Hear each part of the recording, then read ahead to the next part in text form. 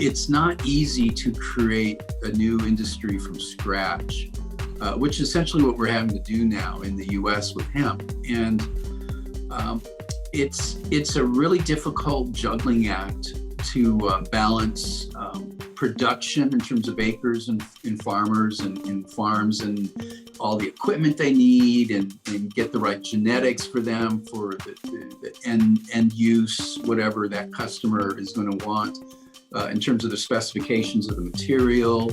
Balance that with regulatory issues, Hey guys, it's Mandi with the Global Hemp Association. I wanted to say thank you very, very much for joining. I'm really excited to have you, to have an opportunity to meet so many people. Again, if you like our content and like what we're producing, please like, share, comment, subscribe. You'll meet so many amazing people with all of the interviews that we've done.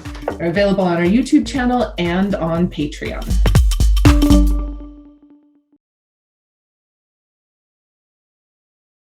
Well, I'm excited. I'm excited to have you. I'm excited to introduce you to everybody you've been doing or that you had done up until where you're at now, and then hear about what your journey looks like moving forward. So it's pretty casual, but Okay. I'm very curious about hemp history and what you think people should know, and sharing some knowledge. So if you wouldn't mind giving an introduction to kind of who you are and what you do. Sure. I'm Richard Rose. I do as little as possible, but I end up doing quite a bit anyway.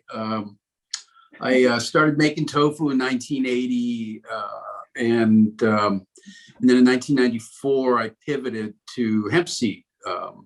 We got on the Inc. 500 back in '93 and stuff like that. So when I realized hempseed was as nutritious, even more so than soybean, what I had been using since 1980, making all kinds of foods. I pivoted and started using that, and then did a burger, a cheese, and then introduced, Hemprella, hemp burger was the two products in '94, and then in '96, I had been trying to take off the outer coat of the hemp seed because it would increase the nutrition and it would be a lot more palatable. And in Germany, I found a company who beat me to it. So I started importing that and branding it. I was the first one to launch it in a big way in North America. And then I branded it Hemp Nut. You call it today hemp hearts, but before that, everybody called it hemp nut. And it was considered so generic that two trade associations wanted to trademark to it. So I just I had this international distribution sales network and co-packing network. So I set up a global supply chain, buying whole seed, certified organic in China, shelling it in Germany, and then selling it in North America, coast to coast in the US and Canada. We had this distribution sales network for the tofu cheese, Tofu-rella, the cheese alternatives that I had since '86, and so we had access to every supermarket in Canada and the US, in all the supermarket chains. And so we just plugged all those hemp products into that and got really quick distribution throughout the continent and coast to coast. A lot of even supermarkets carried it, and Whole Foods didn't. They said it was a political statement, but the Travis Air Force Base, PX, the supermarket, did in fact carry it. So it was the first international perishable and frozen hemp foods, and first to really go nationwide. And from that, we did the biggest PR campaign for hemp. Had by that time spent six figures, I don't remember the exact amount now, over a year or two, and thousands of newspaper articles and hundreds of local TV and radio stations, Mancow, Ted Nugent, Supermarket Guru, a whole bunch of them. And then I ended up being on the Roseanne show, the afternoon talk show she had on CBS. Yeah. And we made a hemp potato salad and talked about hemp for 7 minutes, both dressed head to toe in hemp clothes and shoes and our aprons and everything. And she was real into it. So she, fed me softball questions that, why is hemp so good? Things like that. So it was to this day, the biggest audience for hemp foods in the US. Awesome. On TV. Very cool. Okay. So talk to me about the nutritious facts of hemp, right? When we talk about, I've heard rumor that, ounce for ounce, hemp compares to red meat in protein. And can you break this down for me? What is the truth about the protein value or the omegas and the fatty acids and everything you keep hearing? Yeah, it's a good question. So it's higher in protein than beef. Okay. Than meat. It's higher in omega-3 than fish, like considerably higher. And so the shelled seed is about 1/3 protein and about 1/3 essential fatty acids, omega-3 and omega-6, 3-to-1 ratio of 6-to-3. And so it has about 10%, a little more, maybe 11 of omega-3, which is why people take flax oil and fish oils and the like. Unlike soy, it's edible raw and it tastes good. It tastes like pine nuts or sunflower seed raw. Mm-hmm. So soy has to be processed. It's inedible raw, really, and it has anti-nutritional factors, most of which hemp seed does not have. And most of my work in soy for those 14 years was in masking the flavor of soy in a food. And with hemp seed, it not only doesn't need to be masked, but it improves the flavor. It adds to the savory quality to it. Everything we use it in was actually improved by using the shelled hemp seed. Even ice cream and the burger, because it was mostly tempeh, the hempeh burger. It had a FDA legal health claim for reducing the risk of heart disease on it. Mm-hmm. So it was the first and only hemp food with an FDA legal health claim, and a couple of other products. The oil and I think the chips had structure function claims, which is something you can make. I think it went along the lines of omega-3 helps support a healthy immune, lung, and heart function. This product contains X milligrams of omega-3. So people should be paying attention, right? Yeah. So tell me real quick, where do you think the holdup is to bring it into mainstream? Why aren't we seeing more of it? You've been in this for a long time and had products on the shelf, but what's been the slow adoption? Well, we made a lot of progress really fast in the late 90s, in 2000, 2001. Arguably too fast for some to be comfortable. That's about the time the former director of the CIA entered the industry as a lobbyist, and other people, the suits, as I call them. And we put to bed the consumer fear of THC in our foods pretty quickly with a zero THC policy, and it was a little THC with a slash on it on the package and everything, because that was always everyone's first question. Will this get me high? And it was always the first question of every investor: is this legal? To DEA. So we were making really a lot of progress, and then the HIA, the fiber group, sued DEA for legalizing 98% of the hemp industry. And I had the biggest burden of compliance, but I had no problem with their new rule. It clarified the same basis I had been operating on for years. anyway. So it was no big news. The market died, and it took for about 2.5 years. And surprised when you sued DEA in a big public nasty fight to be allowed THC in your foods. Funny, people think there's THC in your foods now. So it's top of mind again.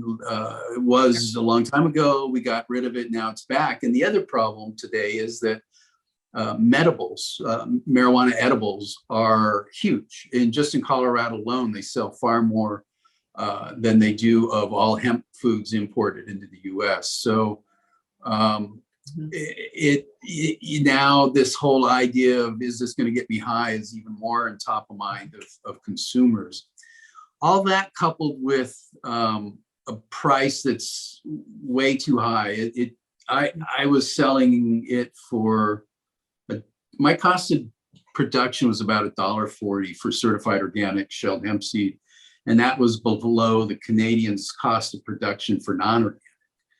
I was selling it for lower than they could even make it. And mine was organic and theirs wasn't. So I know that the price should be considerably less than it is today. And in fact, when they started selling to South Korea in 2015, 16, South Koreans were paying half of what North Americans pay for the same material. So I know that the price, there's a lot of room there, huge margins right now, little head-to-head competition.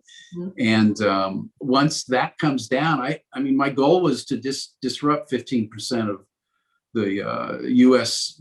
food soya industry, which would give us about 1 million acres just for seed.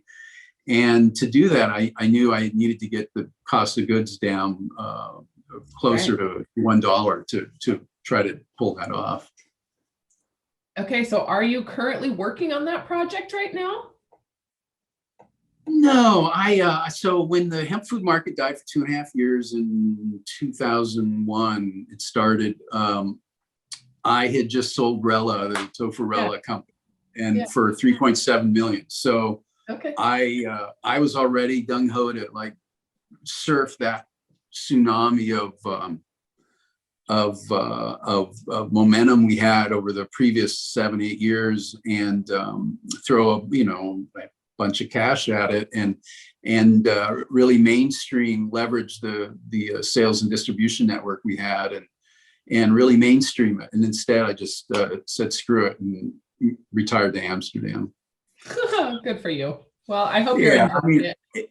Ultimately, it was better for me, but the industry took a big hit from that, and it took 12 years for Canadian hemp to recover to the same levels that it was before that, and took another after 2004, another 14 years for it to become legal nationally.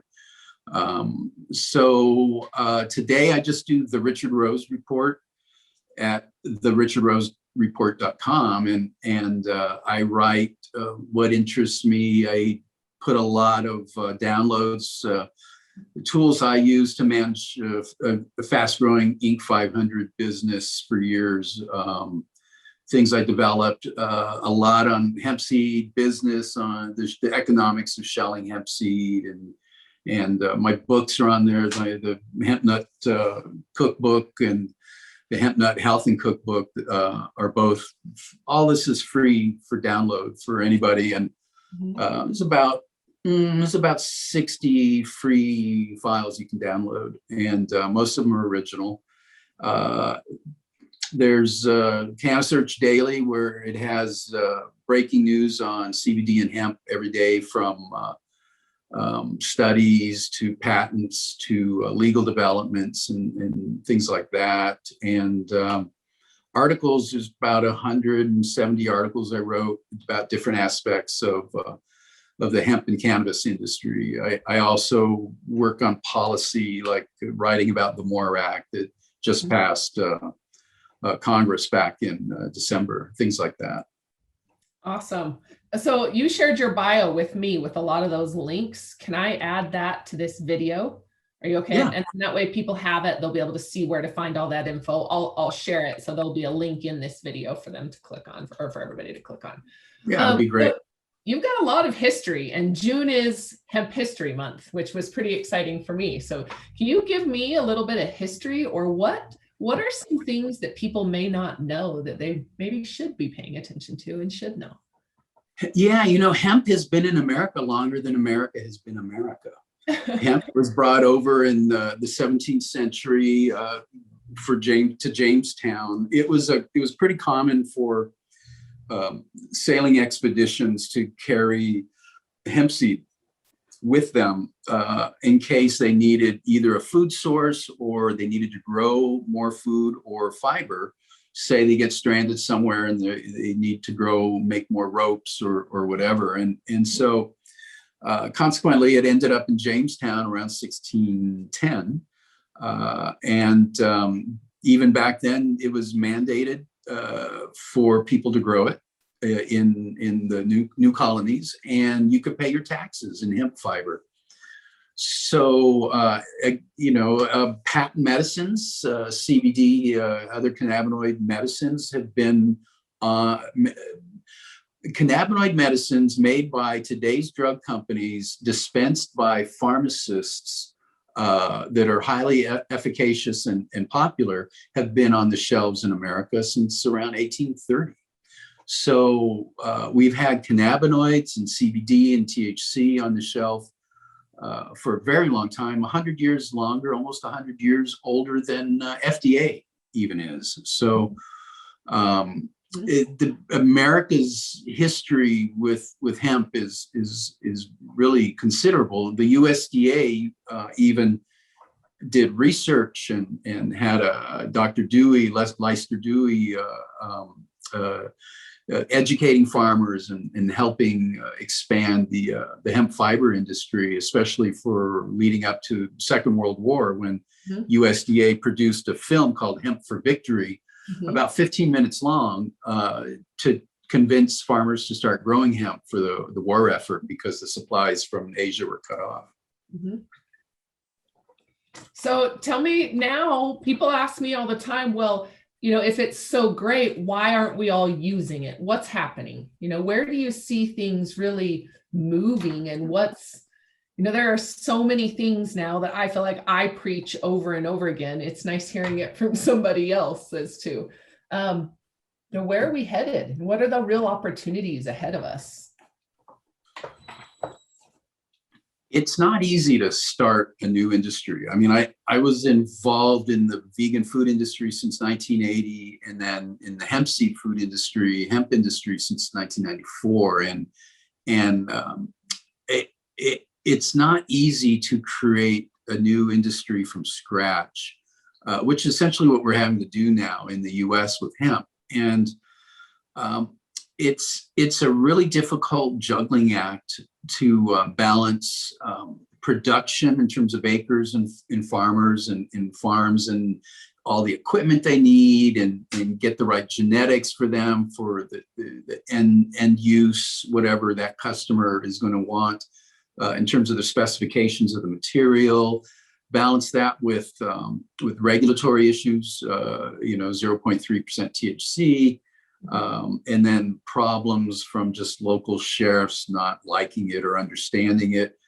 We're going to need a Fortune 100, Fortune 500 customer to step up and say, yeah, we can really use this. We're willing to pay this amount. This is the specs for it. We'll help you get started. We believe in this, and then combine that with agronomists who are knowledgeable in hemp and a processing facility. It's going to make, and most of seed processing is going to be at least $5 million for a processing plant. And for textiles, it could be easily well over 20 million. So it's, chicken or egg, which comes first? The people think they just grow it and there'll be a customer, and that's not how it's going to work. It's going to take a kind of a gestalt approach to the whole thing, and from a bunch of different stakeholders, including people that right now aren't using hemp, like Dow Chemical, say, or 3M, or somebody like that. Yeah, so it's that's something we say often is you almost work backwards. It's not grow it and then they will buy it, right? We need to understand what we're growing way before we put it in the ground and what we're growing it for. That's been Yes. something interesting too, comparing it to other industries. When I get investors that come in, it's a difficult conversation, right? I have a hard time explaining that this isn't a get rich quick scheme. It's going to be a large capital investment to grow. We talk about development, like for those large companies, right? What is it you think they need to hear before they're going to say, okay, we're going to come in and we're willing to put the capital in, or we're willing to, like you said, invest to create the infrastructure so that it's cost effective so they can buy it or will buy it. Yeah, you're right. We have to start at the end and work to the beginning. It's going to take there's going to be a specific technical use of the fiber that will drive it. And so let's say it might be an automobile sound deadening panel for cars.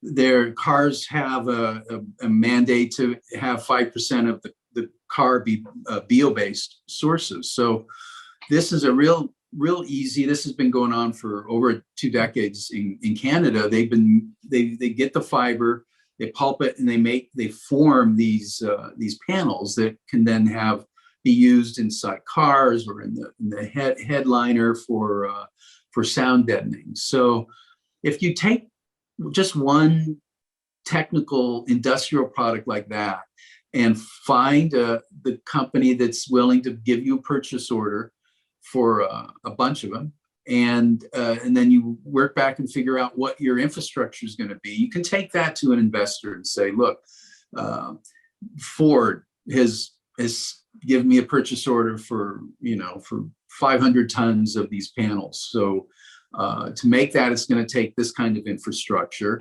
and this number of acres of this specific variety of genetics. And this is how we're going to harvest it and process it to make this product for them. In that kind of environment, you're more likely to get an investor to step up and help. It's going to be expensive. It's not. And because of that, it might take a public-private partnership, maybe get grants from the state or, federal, even USDA, and it's going to be a mix of altruism and greed to get there, and hopefully more altruism and less greed. But it's going to take somebody say, "Oh, geez, I can make 60% return if I invest in this." And it's going to take people like say Ford in this example to be a little altruistic and kick down a purchase order when they maybe didn't need to. And all this talk about fiber, wherever there's fiber, typically there's seed, and wherever there's seed, there's fiber. So it's really a hand in hand. So even if we were to talk about all the ways of getting it to seed to make food, we're still going to have to deal with the biggest byproduct, which is fiber. And if we're talking about fiber in these scenarios, the biggest byproduct is going to be seed typically. So they really go hand in hand. So if you're doing just seed for food, you're going to still have to deal with the fiber and come up with a way of utilizing that fiber to get another income stream, but also just because it's an enormous amount of, you're 100 times more bulk is being left on the field when you harvest for seed than you're pulling off in the form of seed. So it's that kind of it's like juggling 6 balls on a unicycle during the wind while it's windy kind of scenario that you really need to address and think through and figure out how to do it. It's just that difficult. Okay, so I get asked all the time, you threw out 60% revenue or talk to me about revenue opportunities. Investors, when I'm trying to bridge this gap and bring our forward-thinking engineers and visionaryists, I guess, an opportunity to be funded. And when we're talking to investors and investors are saying, okay, we're ready to jump in, most of them are coming to me saying, okay, we want to invest in CBD. It's what they know. It's what they hear. And it's where the fast money was, right? Was. Let me put that out there. Was.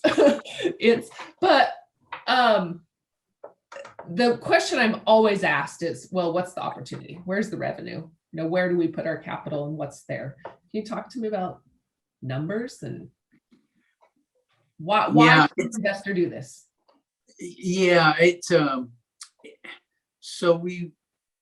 turns out we did the industry a great disservice by pointing out they could make as much as $300,000 an acre with CBD. I started the Medicinal Hemp Association in 2014, and I was asked by the 3 largest CBD companies at the time to do that and to advocate for CBD. And part of that, when I did that, was an analysis of the economics of it and returns, and it spoiled investors, and it distorted the true picture of it all. So there's returns to be made. It's not going to be from like in CBD where you grow 10 acres and you can get a big hit. It's going to be long, low, and steady. It's going to be looking at it as a 10-year project, not a 1-year project. It's going to be thousands of acres, not dozens of acres. It's going to be a big project to do it right and get the returns. Now, once that system is in place, the returns will come every year, and they're going to be safe returns. They're not going to be, like CBD, where people are afraid of selling it because of FDA or whatever. So it's going to be much more solid, safer investment over time. But you're not going to see, crazy returns like you might have with CBD and cannabinoids, THC, even in the marijuana side. So it can't be approached that way where you're wanting big returns really fast. It has to be viewed as building an industry where this is like the car industry in 1917 or something. You can't expect it to be how the car industry is in 2020. So that's where, again, the altruism comes in. It takes an investor who sees this and wants to make it happen, and do it right instead of just get some fast return. Yeah, well, and that's exactly it. Well, I had a big investment group last week, I guess, say, it sounds like there's opportunity, but no investor wants to come in and pave the way for the next guy to come in and make all the money. And I was like, crap. Okay, well, so this is a hurdle, a reality for the investment on the capital side. Yeah, it's an issue. I mean, I spent $2.5 million that I walked away from when I retired to get, so that others could make millions off of it. And today it's the hemp's first $1 billion industry, hempseed for food. So the way that you're going to deal with that is through getting ahead of everybody and doing it right when everybody else is doing it wrong, and have patents and proprietary tech, and maybe breed a new cultivar that is the perfect one for you. And developing intellectual property like that is the trick. But also just being so far ahead of everybody that they can't really catch up is part of it as well.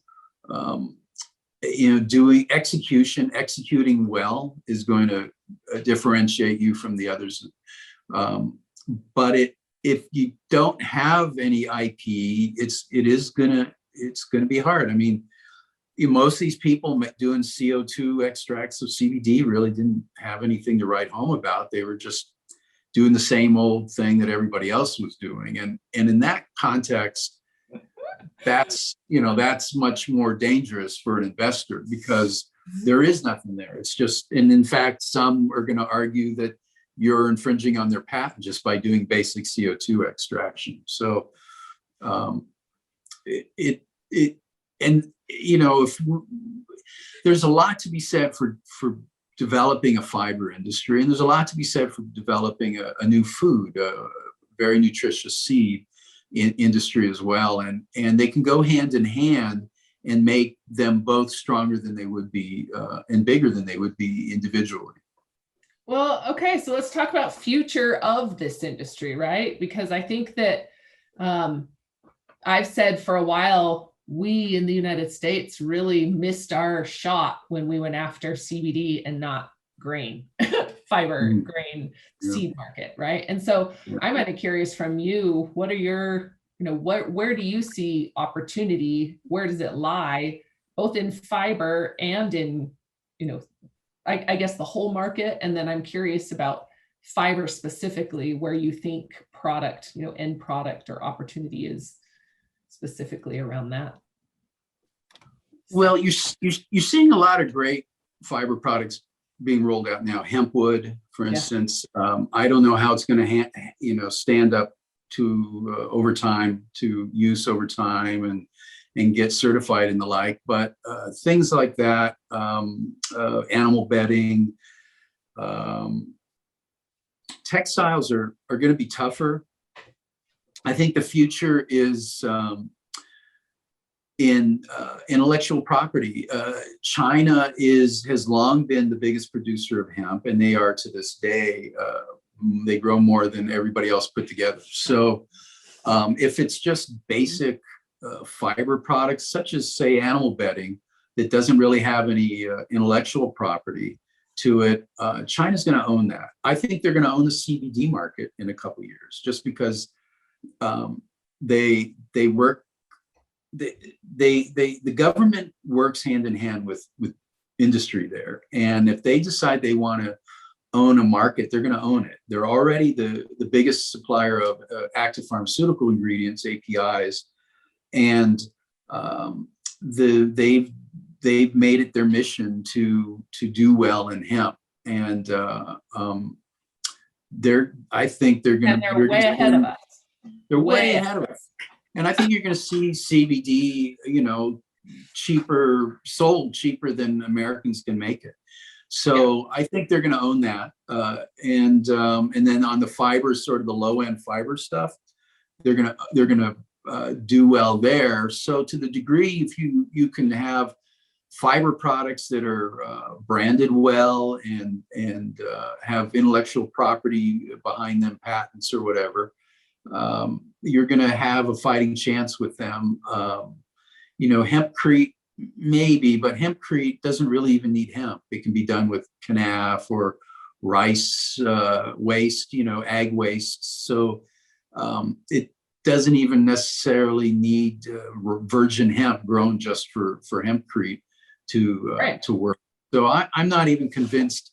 I think it's a quaint notion, and it's sexy, and it triggers the mind for a lot of people. But they're making houses in Italy out of rice ag waste. A third of rice production is waste. So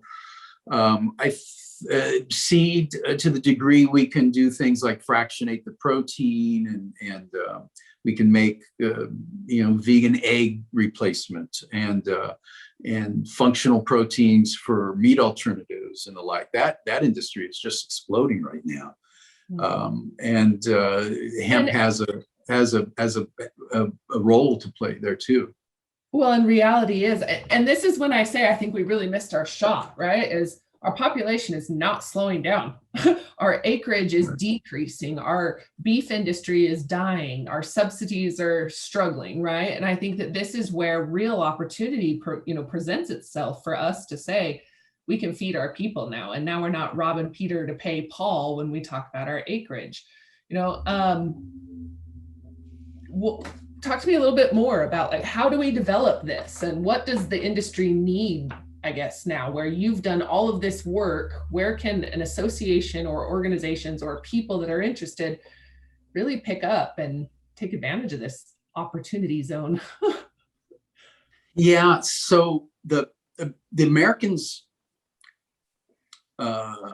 ethos of rugged individualism is not going to serve us well in this. We need to work together. We need to form co-ops. To share planting and harvesting equipment, to share agronomists, to share genetics, to share processing. And then the co-op needs to own the processing, because what's happening now is that the farmers are getting paid as little as 10 cents a pound for seed, and instead of the 70 cents they were promised.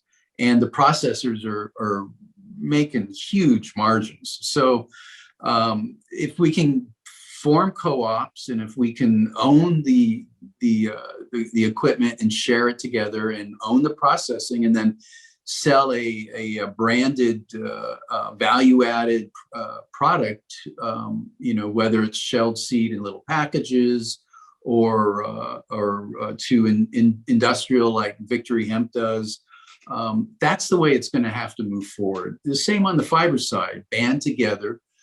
You don't all each need your own harvester, combine, and drills, seed drill and the like, and you can share that stuff and own the processing and adding value and do more than just sell raw low value items.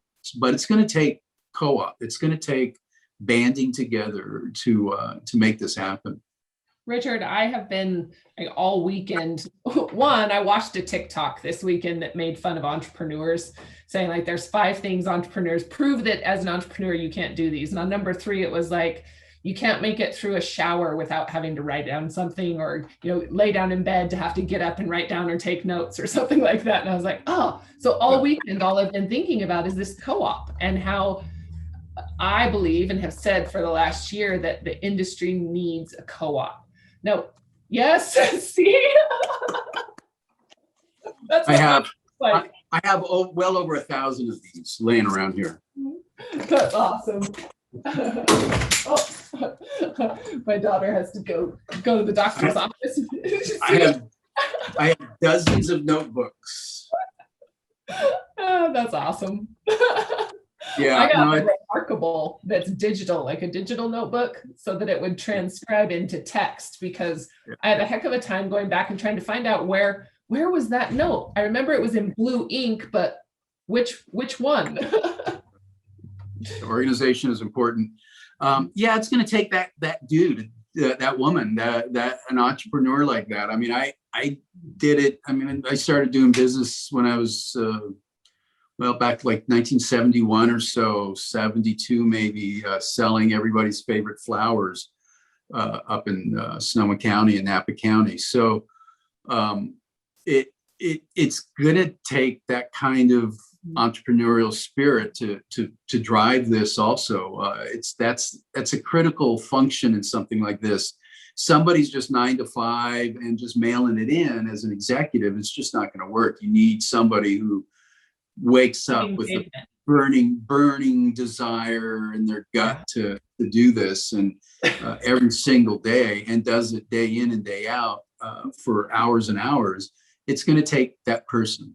Mm-hmm. Yeah, I call it cursed. It's either stupidity or determination. I'm not sure if it's. Yeah. But I'll tell you, I've never been in an industry or sat in so many meetings with so many passionate people. And hemp touches so many aspects. It's not just, the banking or the tech or the food or the people or the medicine. It's the housing, the building, the plastics, the biofuels, all of it. It draws out people that are wanting to really change the world, right? Yeah. How familiar are you with like the carbon sequestering that's happening with hemp, or this discussion that's really coming up around carbon sequestering? and Yeah, the carbon credits that are available for farmers. right. Yeah, it definitely has a role to play there. But it depends. So, back to the, comparing CBD to fiber, CBD grown 6 feet apart with plastic mulch that uses CO2 to do the extraction is not really going to be part of that equation. It's using far more CO2 than it's sequestering, but hempcrete, it will sequester the CO2. And in fact, it'll sequester it for, a very long time in the walls of the building or in the stucco on the building or whatever. So it has a role to play. Back to the passionate entrepreneurs, we need to balance the passion with realism. And everybody's saying hemp will save the world, and but not anything past that, not getting past, like the first step. Well, how do we save the world with hemp?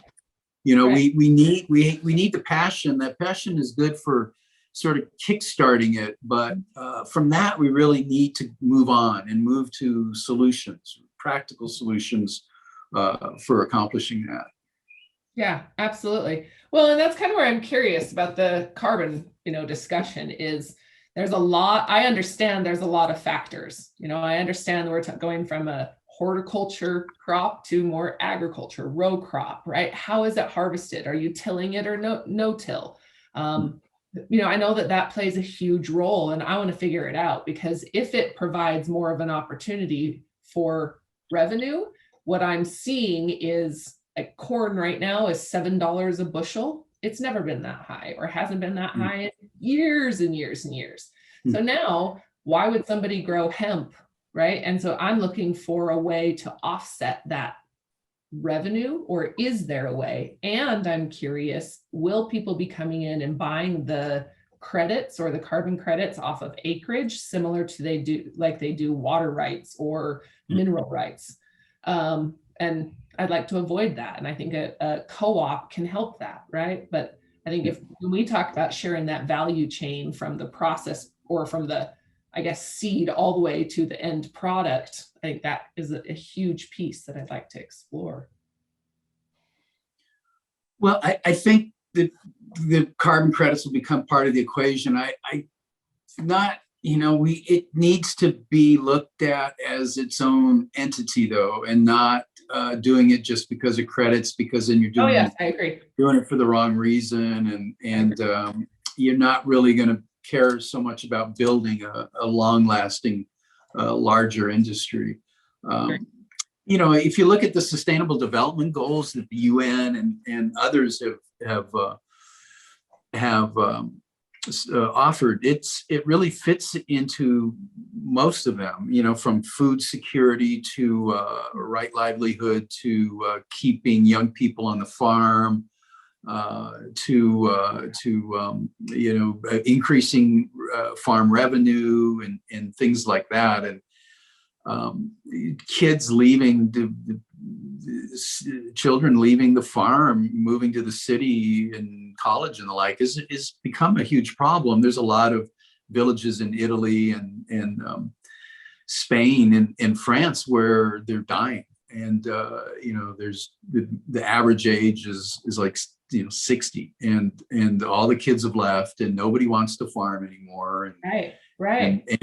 And we need something. Now, the thing that's going to get them back on the farm might be hemp, cannabis in its various forms, because they like it. It's sexy. It's fun. It's fun to grow. It has to make sense financially, right? And has to make sense financially.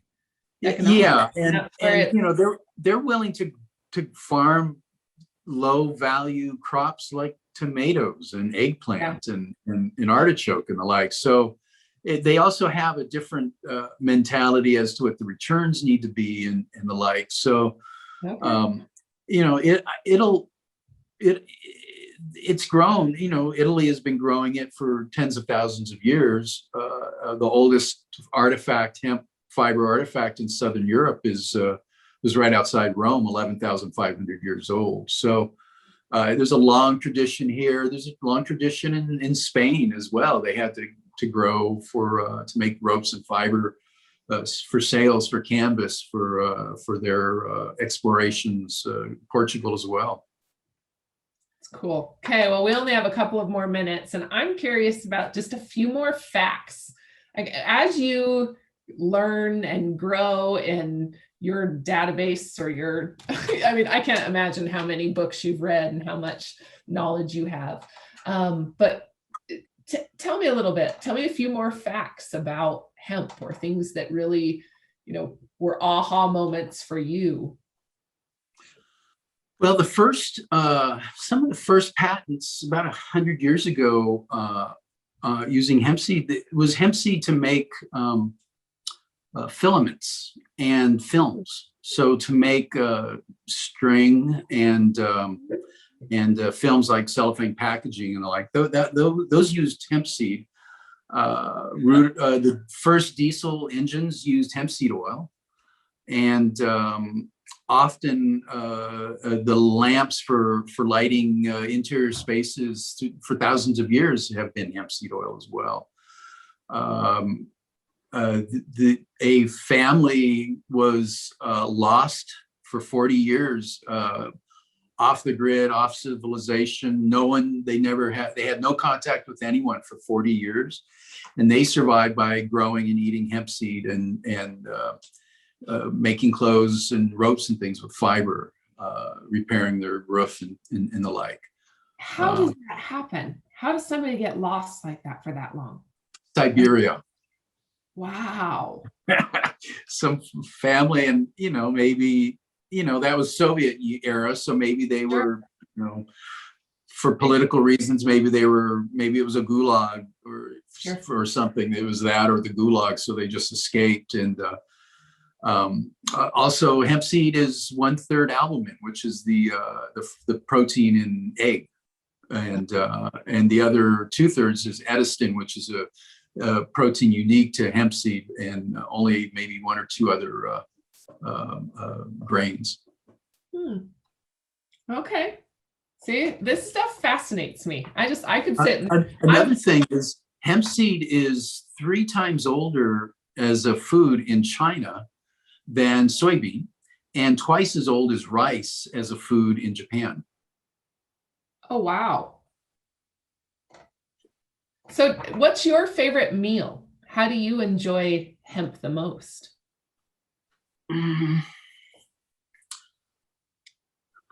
I think just at this point, I just sprinkle it on stuff when I use it. I might dry roast it depending on the dish.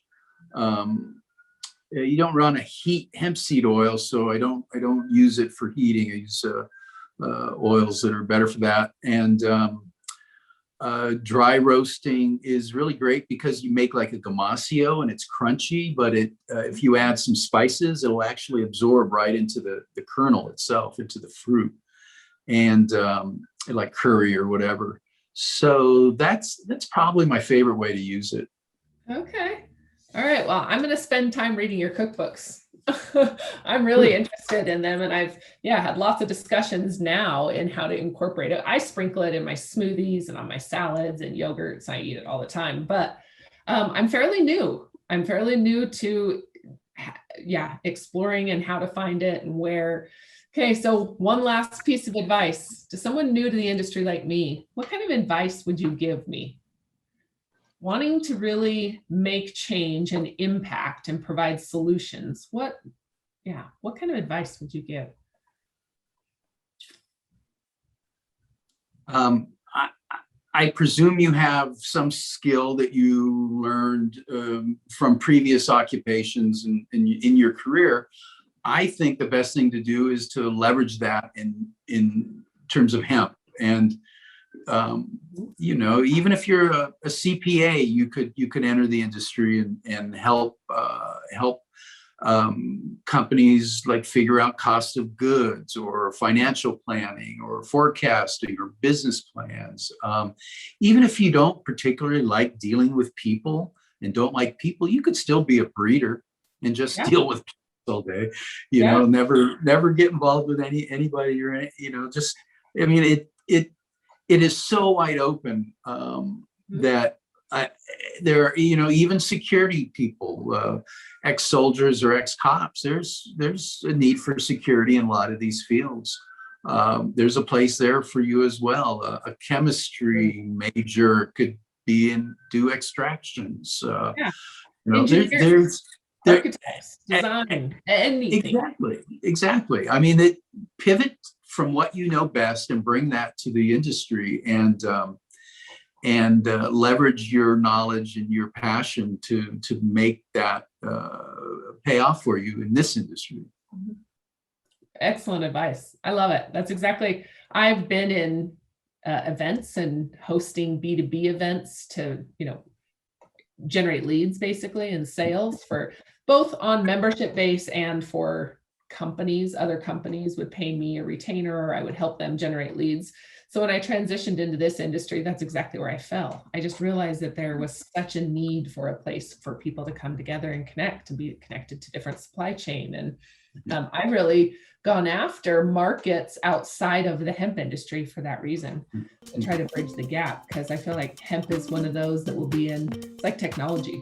It'll be in every part of what we see and do, and it's just a matter of how long. So yeah. Anyways, well, I really, really appreciate your time. I feel lucky to have you, and you spend your time with me. Thank you very much. My pleasure. Nice to talk to you. And anybody has a question, just come see the Richard Rose report and hit the contact and fire away, and we'll do my best to answer it. Absolutely. And if anybody else has questions or would like to connect with Richard, don't hesitate to reach out to me. I can help make connections as well. And Richard, thank you very, very much for your time. See you later. My pleasure. Cheers. Thanks. Thanks, Bye now. Have a good one.